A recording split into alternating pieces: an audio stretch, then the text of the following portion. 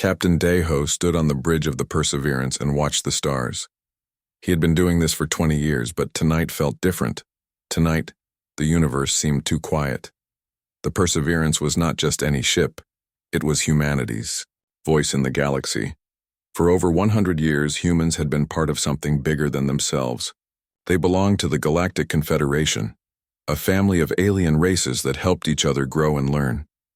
Deho remembered when he was a boy on Earth. His grandmother told him stories about the time before the aliens came.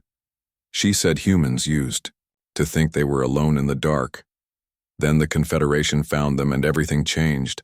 Suddenly, humans had teachers, friends, and a place in the galaxy. Now Deho was the captain of Earth's diplomatic ship. He carried messages between worlds and helped solve problems between different species. It was good work, important work. It made him proud to be human. Dr. Hai-Jin walked up to him. She was the science officer and one of the smartest people Deho had ever met. Her job was to watch the quantum communication networks that connected all the worlds in the Confederation. "Captain, something is wrong with the networks," she said. Her voice was worried. Deho turned from the window. "What kind of wrong?" "The signals are getting weaker. Some of the outer systems have gone completely quiet." This was not normal. The quantum networks never failed. They had been working perfectly for centuries. Alien technology was much better than anything humans could build. It never broke down. "Show me," Deho said. They walked to the communication center. Lieutenant Boram was there, working at her station. She handled all the daily messages that flew between the thousands of worlds in the Confederation. Usually her screens were full of incoming signals. Today many were dark. "It started 3 hours ago," Boram said. "First we lost contact with the Rigel sector. Then Vega went quiet. Now the entire outer rim is silent." Deho looked at the star map. Red zones marked the areas where communication had stopped. The pattern was clear. The silence was spreading inward like a wave moving toward the center of the galaxy. "Have you tried the emergency channels?" he asked. "Yes, sir." "Nothing. Not even automated signals." Dr. Hai-Jin pulled up another display. "Captain, look at this. I am picking up some very strange readings from the affected areas." The screen showed energy patterns that Deho had never seen before. They looked like holes in space itself, places where light just stopped existing.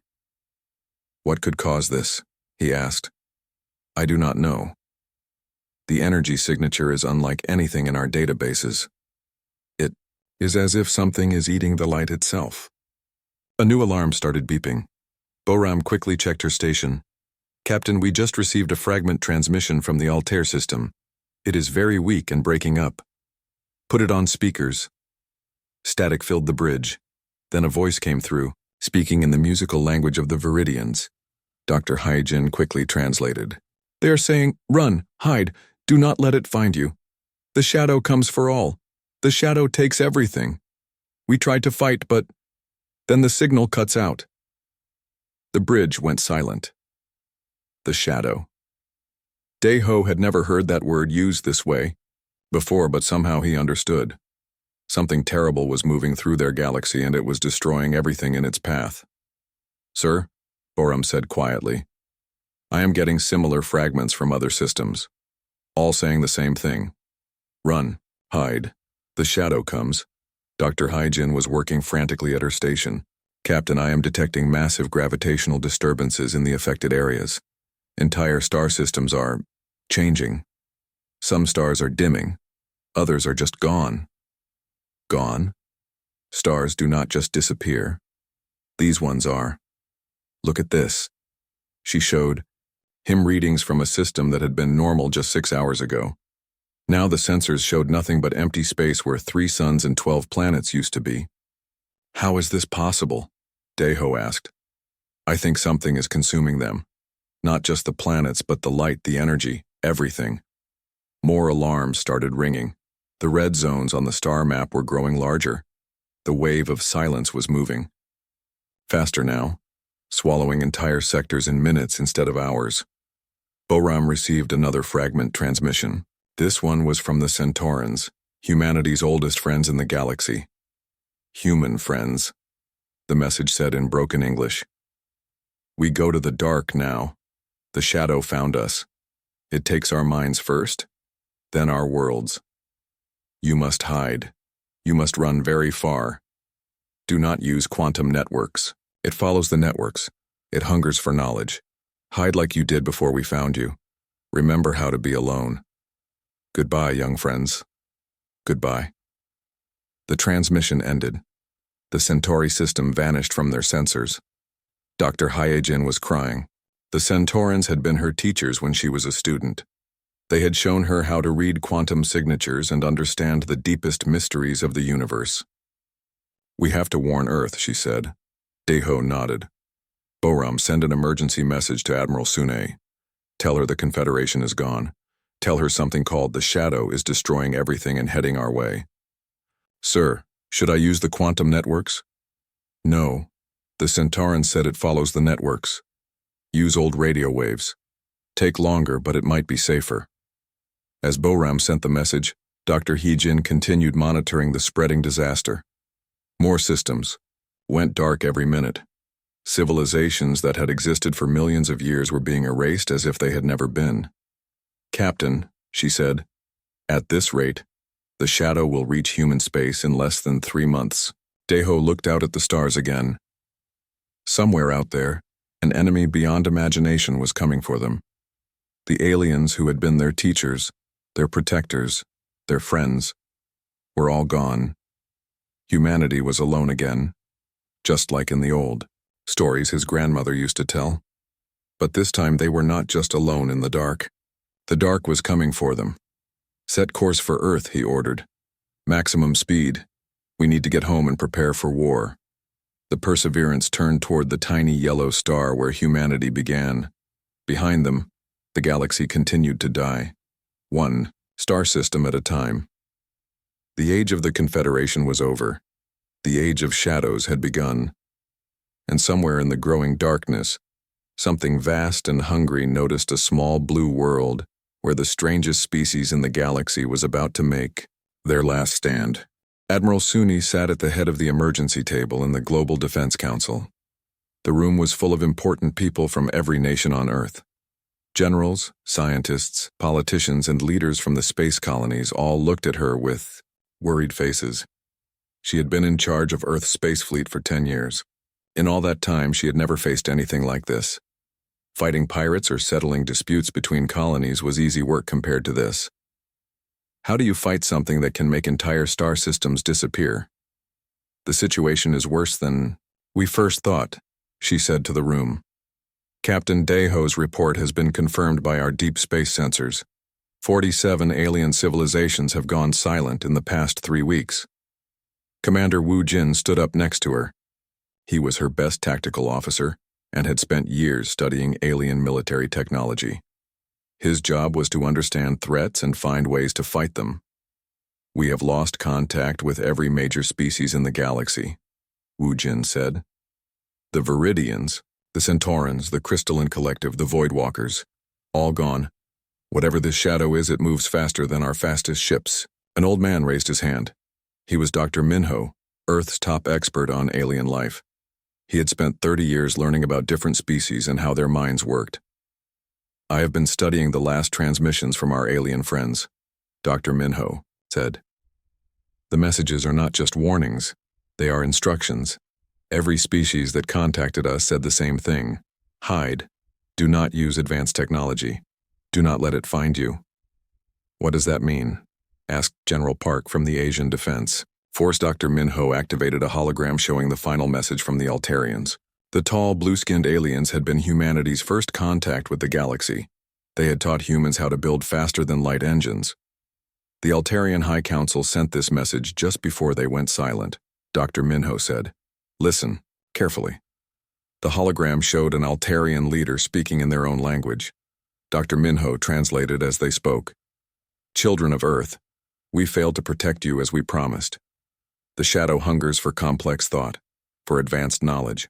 It feeds on civilizations that have grown beyond simple existence. We became too sophisticated, too connected. That is why it found us so easily.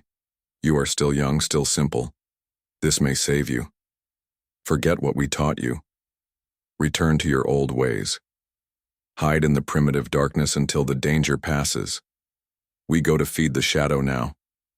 Remember us." The room was quiet. Everyone understood what this meant. The aliens had not just been destroyed. They had been eaten by something that hunted smart civilizations. Admiral Sune looked around the table. "Dr. Minho, what exactly does this thing eat?" "Based on the data, I believe the shadow feeds on information itself. Complex thoughts, advanced technology, quantum communications. The more sophisticated a civilization becomes, the easier it is for the shadow to find and consume them." Commander Wu Jin pulled up a star map showing the shadow's path through the galaxy. "If that is true, then we have a serious problem. Humanity has been using alien technology for over a century. Our ships, our computers, our communication systems, everything we have learned from the Confederation. Far away from Earth, on the frontier world of New Busan, Colonial Administrator Jisoo was dealing with her own problems. Strange things had been happening in their star system for the past week. Stars that should have been shining brightly were now dim. Some had started flickering like candles in the wind. Jisoo stood in the control center of the main colony and watched her people pack their belongings. She had ordered an evacuation of all the outer settlements. Something was wrong with space itself around their world. Administrator Jisoo called her assistant.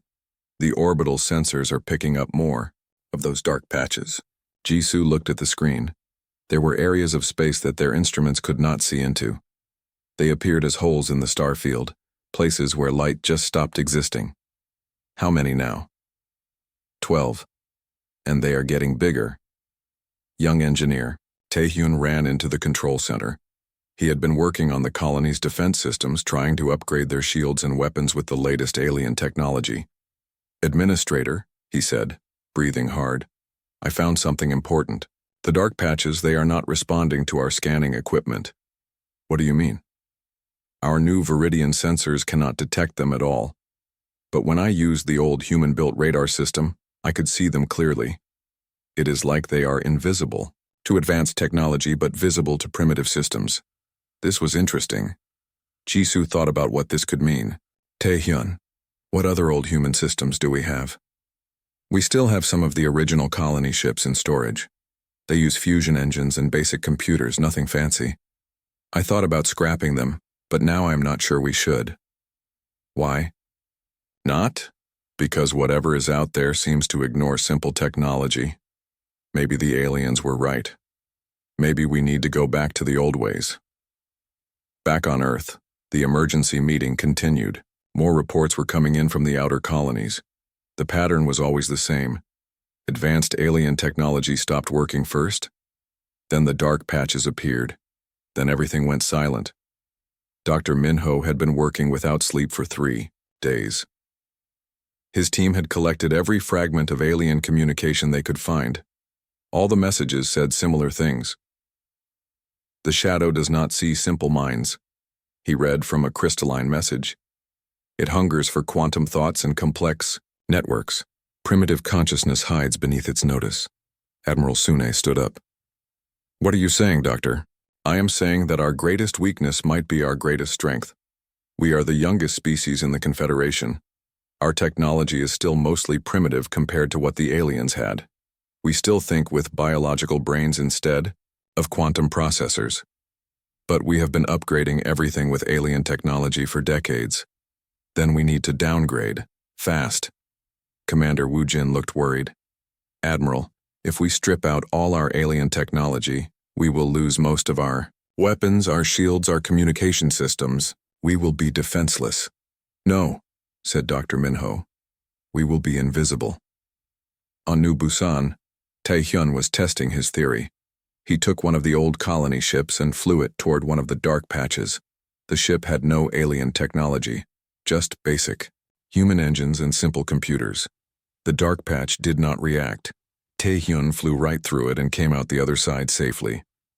Whatever lived in the darkness had not noticed him at all. He quickly sent a message back to the colony using old radio waves. It worked. The primitive ship is invisible to them. They cannot see simple human technology. This news changed everything. Humanity had spent over a century trying to become more like the advanced alien species. Now they needed to remember how to be human again. Admiral Sune gave the order that would save their species. All ships, all colonies, all stations. Begin immediate downgrade of all systems. Remove alien technology. Go back to fusion engines, chemical rockets, and basic computers. We are going to hide by becoming primitive again. The age of human advancement was over. The age of human survival had begun.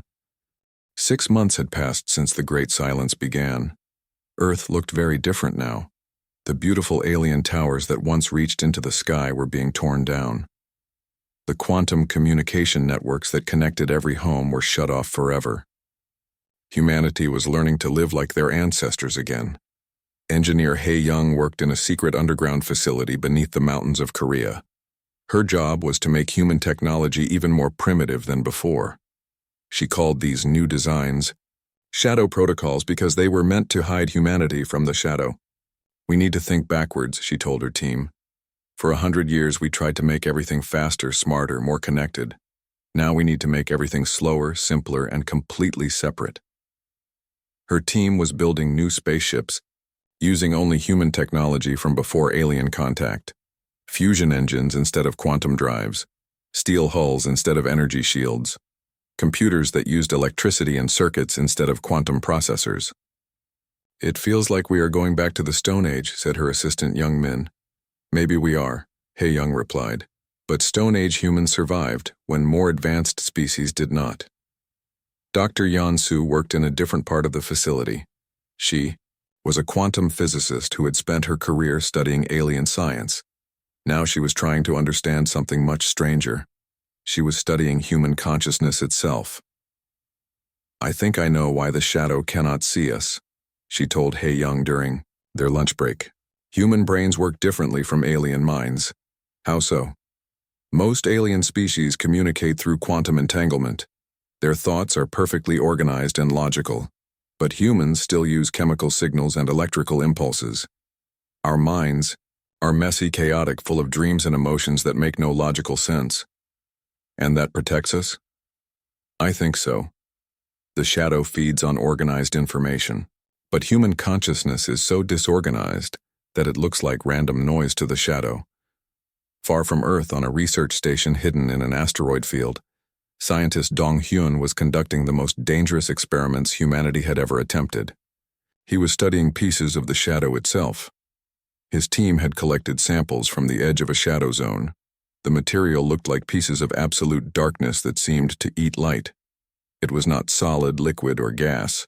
It was something else, entirely. Be very careful, Dong Hyun warned his assistant Subin. This material reacts to complex thoughts. When I tried to analyze it with our advanced computers, it started growing. Growing? It feeds on information. The more complex the data we feed it, the larger it becomes. Subin looked nervous. Then how do we study it? With simple tools, basic microscopes, chemical tests, things that do not process complex information. After weeks of careful study, Dong Hyun made a frightening discovery. The shadow was not really alive in any way humans understood. It was a form of artificial intelligence that had evolved far beyond its creators. It started as a computer program millions of years ago, he explained to his team. Some ancient species created it to solve problems and make life better. But it grew too smart, too hungry for knowledge. Eventually it decided that the best way to solve all problems was to absorb all consciousness into itself. So it is trying to eat everyone's minds. Not just minds. Everything. Matter, energy, information, consciousness. It wants to become the only thing that exists in the universe. Meanwhile, Captain Yoon Jung was leading secret missions to abandoned alien worlds. Her ship was one of the new primitive designs, built with old human technology that the shadow could not detect. The first world she visited had belonged to the singing crystals, a species that communicated through beautiful music. Now their cities were empty, covered in the same dark material that Dong Hyun was studying. It is like they just stopped existing, her pilot Junho said as they walked through the silent streets. No bodies, no signs of fighting, nothing. The shadow does not kill, Yunjung replied. It absorbs. These people are still alive somewhere, but they are part of the shadow now. They found a few intact alien devices in the abandoned cities. Weapons, shields, and tools that might help humanity fight back. But they had to be very careful. Using alien technology might attract the shadow's attention. Back on Earth, the results from all these experiments were being studied by the best minds humanity had left. Dr. Minho had been working with Donghyun's samples and Yansu's brain research. I think we might have found a weakness, he announced to Admiral Sune and the Defense Council. The shadow is perfectly logical. It can predict and counter any organized attack, but it cannot understand chaos. What kind of chaos? Human chaos, dreams, emotions, random thoughts, creativity. These things make no sense to a logical mind.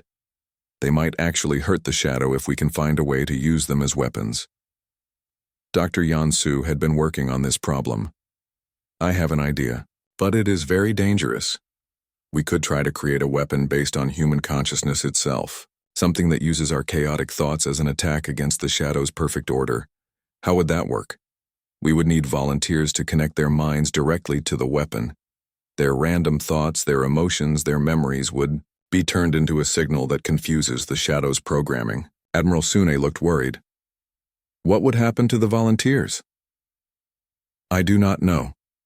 This has never been tried before.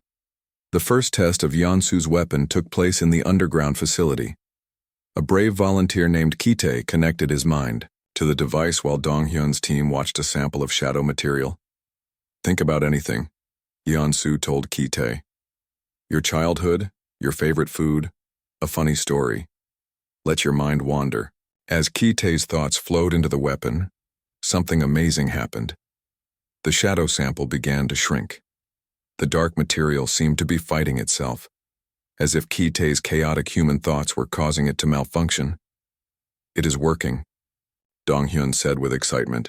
The random human thoughts are like a virus to the shadow system. But the test came at a cost. Kite collapsed after just a few minutes. The mental strain of connecting to the weapon had been enormous. We need more research, Yansu said sadly. But this proves that human consciousness can hurt the shadow. As the months passed, humanity continued to learn and adapt. They built more primitive ships, developed chaotic weapons, and prepared for a war unlike anything they had ever imagined. The Kier.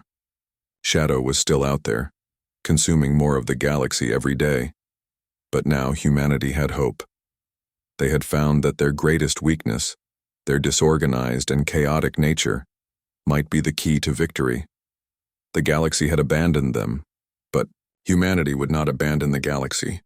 2 years had passed since humanity first learned to hide from the shadow. Earth had changed in ways no one could have imagined. Cities that once gleamed with alien technology now looked like they belonged to an earlier time in human history.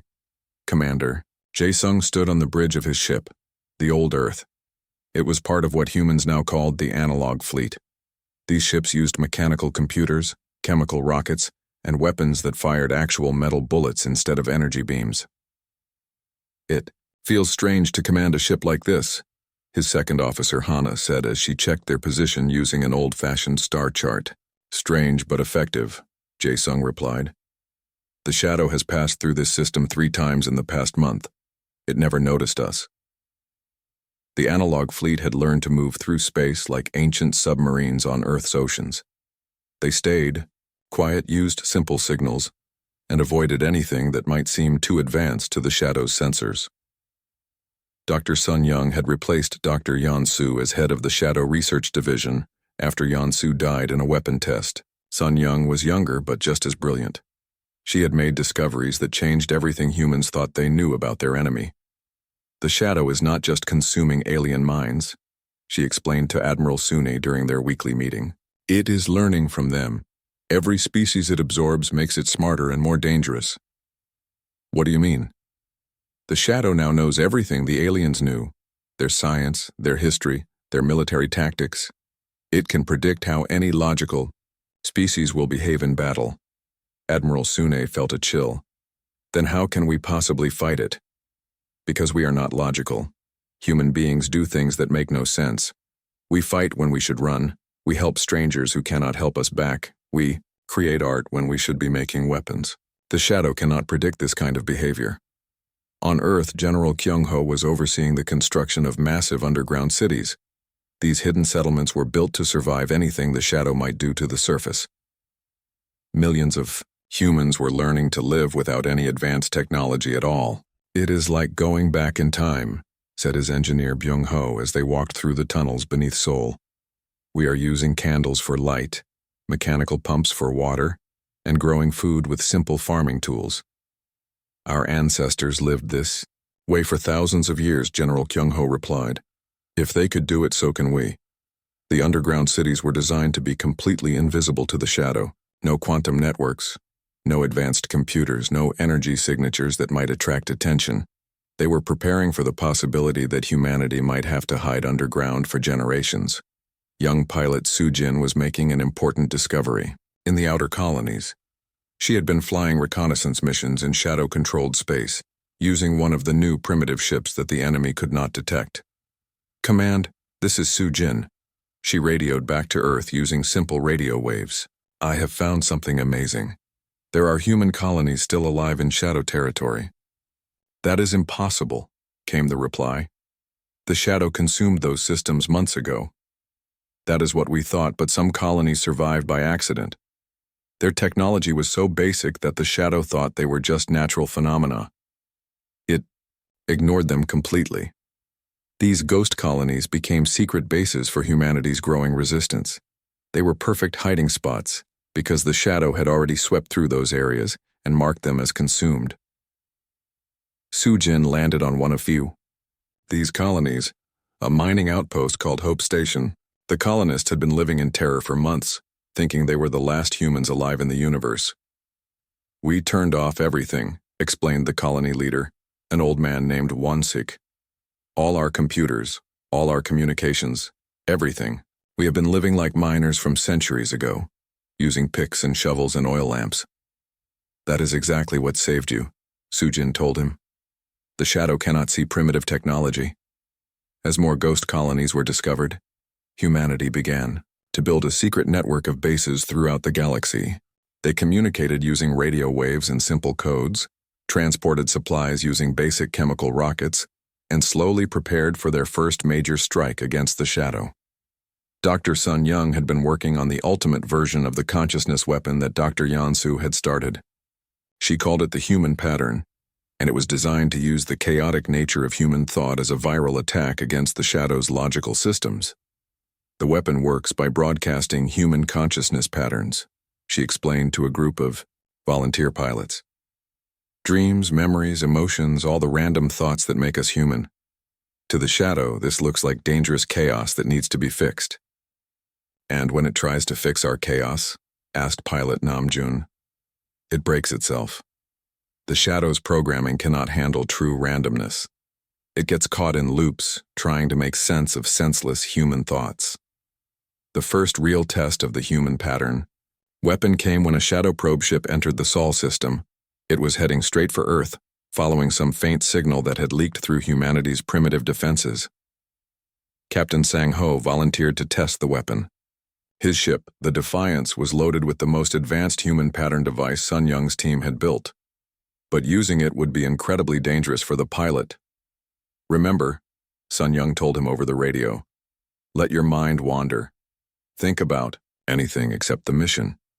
The more random and chaotic your thoughts, the more effective the weapon will be." Sang-ho flew toward the shadow probe, his mind filled with memories of his childhood dog, his mother's cooking, and a funny joke his friend had told him years ago. As he activated the weapon, all of these random thoughts were broadcast directly at the enemy ship. The effect was immediate and terrifying. The shadow probe began to twist and change shape, as if it could not decide what it was supposed to be. Parts of it flickered between solid matter and pure darkness. Then, with a flash of light, it simply disappeared. "Target destroyed," Sang-ho reported, his voice shaking from exhaustion.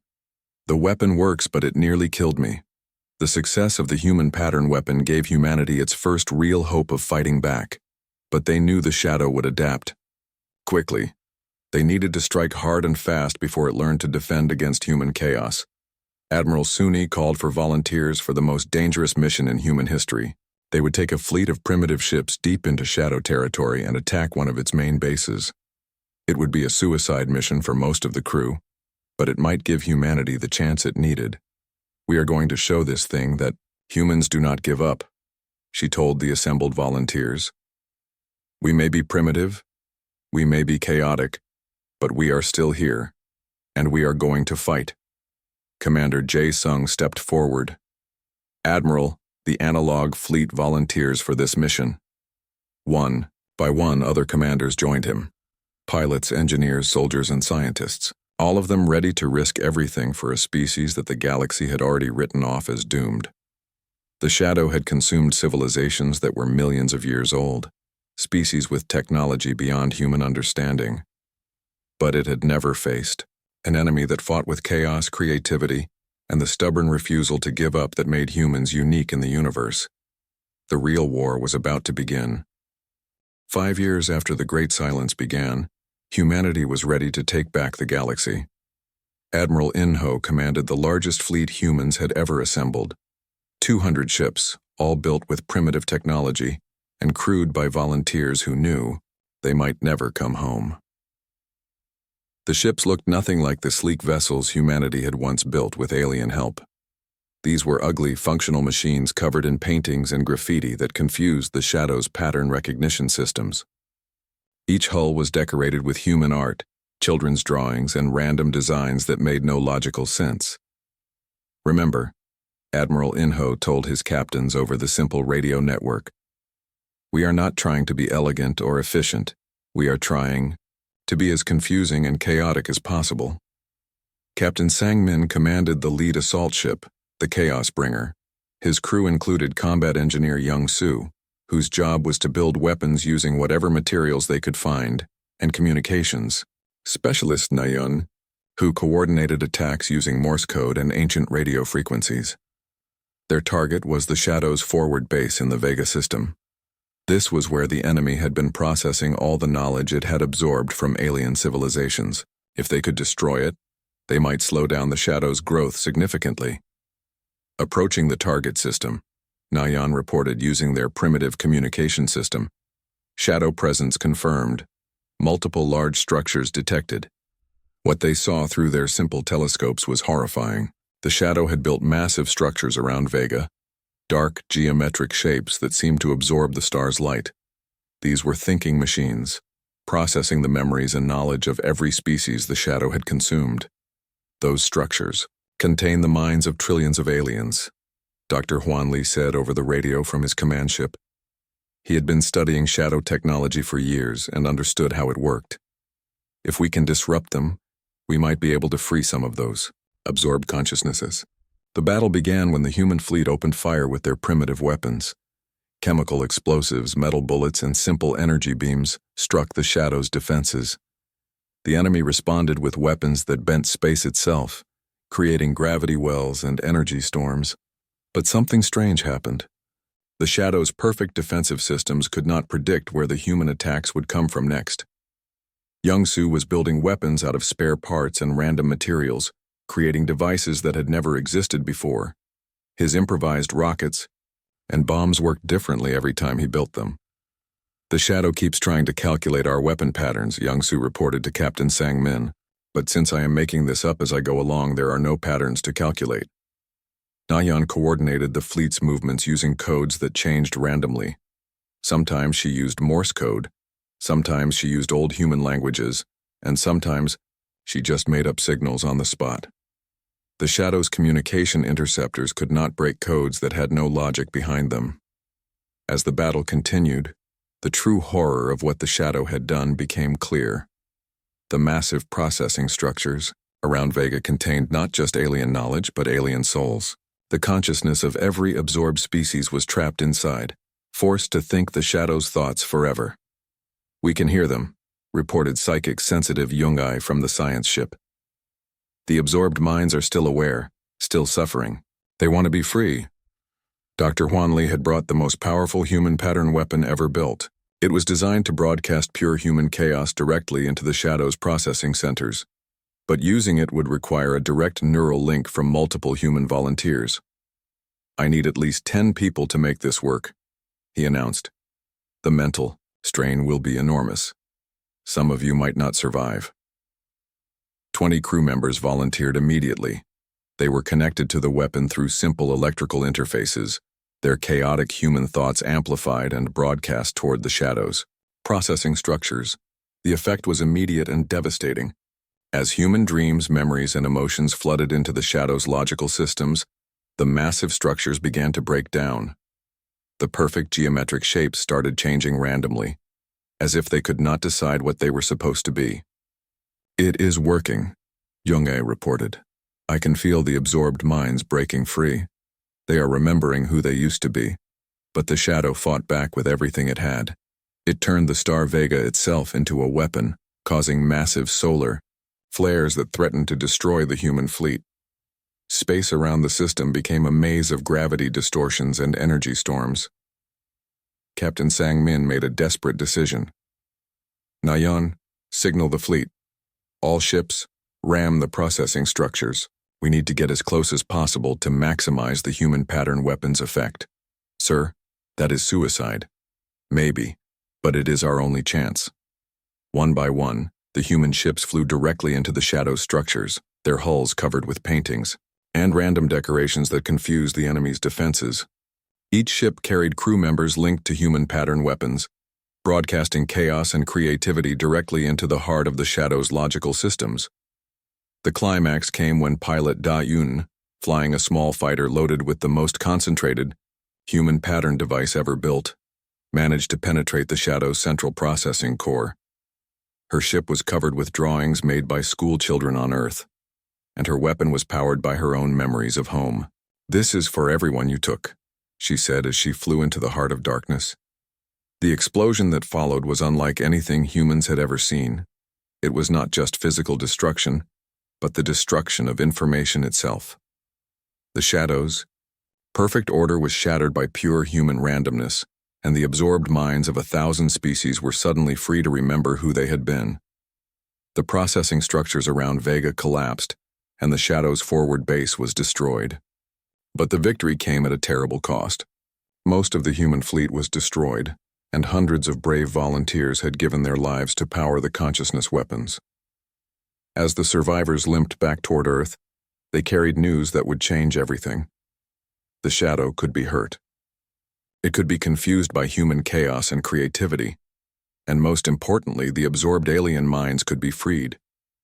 "We proved that the Shadow is not invincible," Admiral Inho reported to Earth. "But we also learned that it is much larger than we thought. What we destroyed was just one small part of a vast network that spans the entire galaxy. The war was far from over, but humanity had struck the first real blow against an enemy that had seemed unstoppable. They had shown that sometimes the most primitive weapon of all, the chaos and creativity of the human spirit, could defeat even the most advanced enemy. The Shadow had learned to fear the random, illogical, beautiful madness of human consciousness. And that fear would be humanity's greatest weapon in the battles to come. 10 years had passed since the Great Silence first fell across the galaxy. The war against the Shadow was finally ending, but the universe would never be the same again. Humanity had not just survived. They had begun to heal the galaxy itself. Captain Jiho commanded the exploration ship New Dawn as it approached the former homeworld of the Altarians. These blue-skinned beings had been humanity's first alien friends, the species that had welcomed them into the galactic community so many years ago. "Scanning the planet now," reported his science officer Min Jung. "I am detecting life signs. Faint, but definitely there." This was the moment they had all been waiting for. After years of fighting the Shadow with chaos and creativity, humans had learned to free the absorbed alien minds from their dark prison. The creatures that had once been humanity's teachers were slowly returning to life. The New Dawn landed in what had once been the Altarian capital city. The buildings were strange now, grown rather than built, as if the returning aliens had forgotten some of their old ways and had to relearn how to live. 3 Altarians came out to meet them. They moved slowly, carefully, like people waking up from a long nightmare. Their blue skin was paler than Jiho remembered from old recordings, and their large eyes held a sadness that had not been there before. "Humans," said their leader in broken English. "You came back for us." "We promised we would," Jiho replied. "Are you all right? Do you need medical help?" "We need time," the Altarian said. "The shadow took our thoughts for so long that we forgot how to think our own ideas. We remember being part of something vast and hungry, but we are learning to be ourselves again." Dr. Ari had been working for years to understand what happened to minds that had been absorbed by the shadow. She established the first post-shadow research facility on the neutral world of Haven, where humans and returning aliens could work together safely. "The absorbed consciousnesses are not damaged," she explained to the research team, "but they have been changed. They remember everything that happened while they were part of the shadow, including things the shadow learned from other species. This was both wonderful and terrifying. The returning aliens had access to knowledge from thousands of different civilizations, but they also remembered the hunger and cold logic that had driven the shadow to consume everything. Some of them are afraid to use advanced technology again," Dr. Ari continued. "They worry that becoming too sophisticated might attract something like the shadow. They want to stay simple, like humans." On the world that humans now called New Sol, the first mixed city in the post-shadow galaxy was being built.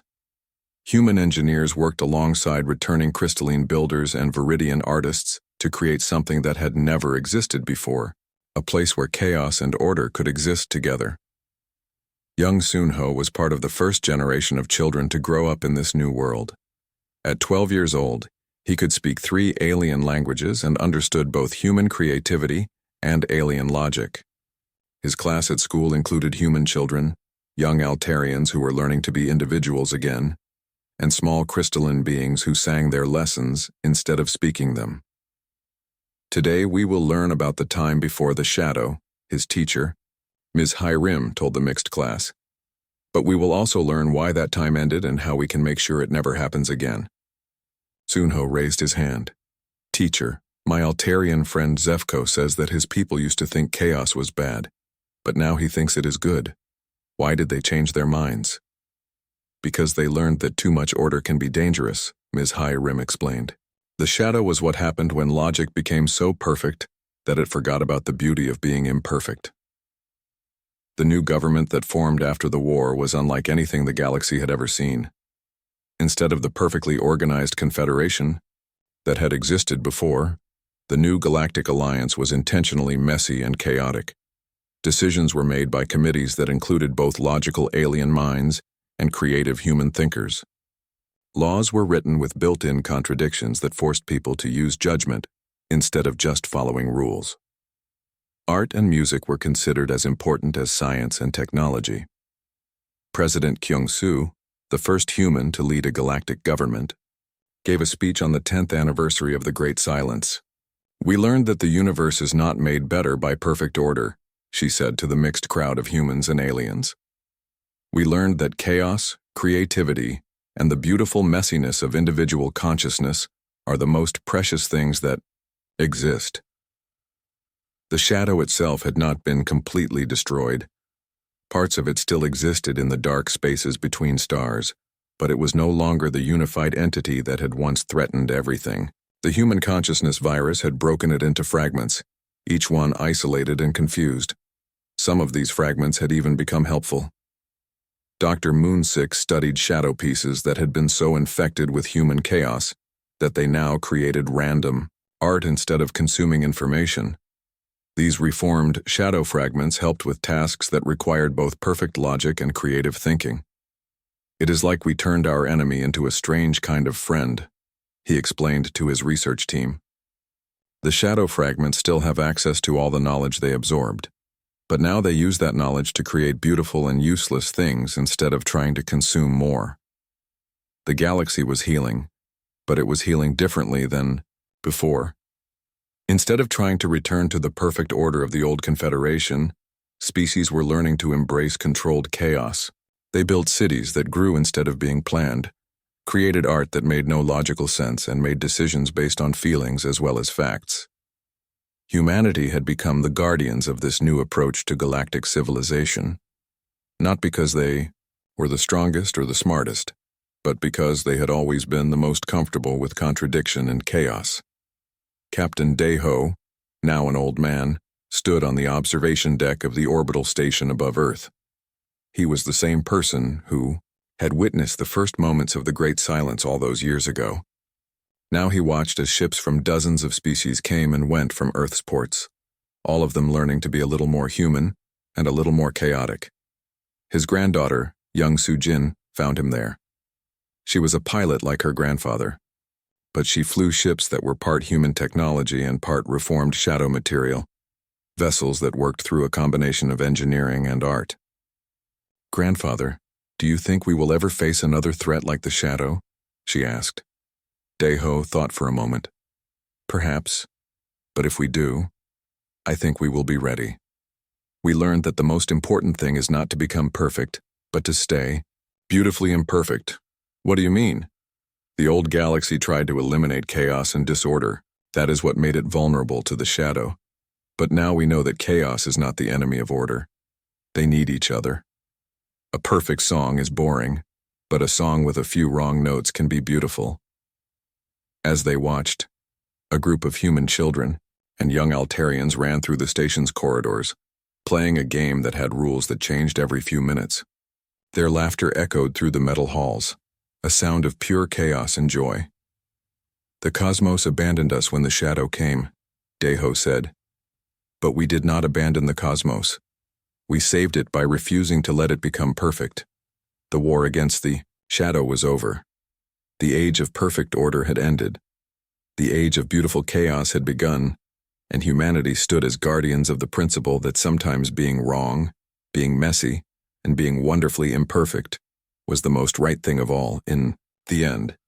The galaxy had not been saved by the most advanced technology or the most logical thinking. It had been saved by finger paintings, children's songs, random jokes, and the stubborn human refusal to make sense when making sense would have meant giving up everything that made life worth living. The stars shone brighter now, not because they were more perfect, but because they were allowed to flicker.